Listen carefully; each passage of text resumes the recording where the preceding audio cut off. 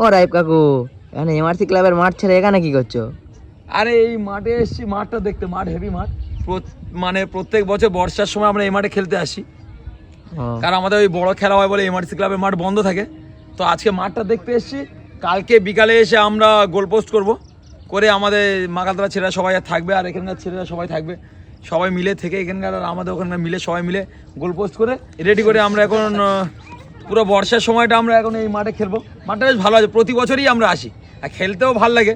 বেশ মানে দুটো সাইডে একদম পুরো জলও জমে থাকে। খেলতে খেলতে আবার আমাদের আরমান খুব মজাও করে, নেইমার ভক্ত আরমান, ও আবার লাভ দেয় এসে।